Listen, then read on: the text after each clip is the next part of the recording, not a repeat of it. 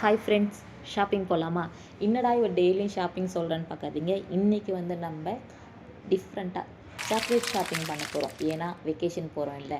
Actually எனக்கும் அண்ணனுக்கும் shopping போகிறதுனால ரொம்ப பிடிக்கும். இப்போ வெக்கேஷன்றதுனால டபுள் ஹாப்பினஸ், அதனால் ஒரே ஜாலியாக இருக்குங்க எனக்கும் அண்ணனுக்கும் ஷாப்பிங் பண்ணுறதுலையே. அதனால் நானும் அண்ணன் பிட்டு பாய் அப்படியே கிளம்பிட்டோம்.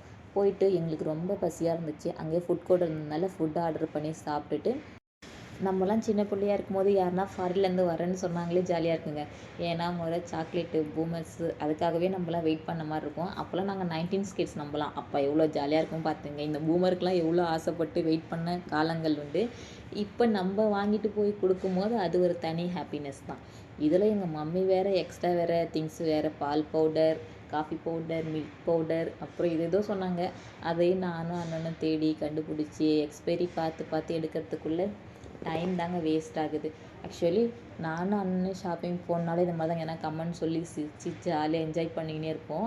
ஸோ எங்களை மாதிரி தான் நீங்களும் ஷாப்பிங் பண்ணுவீங்களான்றதை கமெண்ட்டில் சொல்லுங்கள். இந்த மிட்டாயெல்லாம் பார்க்கும்போது அப்போ சொல்லுவாங்க செங்கல் மிட்டாயின்னு சொல்லிட்டு. ஸோ அதையும் எங்கள் அண்ணன் ஒன்று ஒன்றா பார்த்துட்டு இருந்தான். ஏன்னா ஒரு சிலவங்களுக்குலாம் வந்து இன்னமும் இந்த மிட்டாய் வந்து பிடிக்கும். ஸோ அதனால் அதையும் தேடி எடுத்துக்கிட்டு ஓவரால் ஷாப்பிங் எல்லாம் முடிஞ்சிச்சு.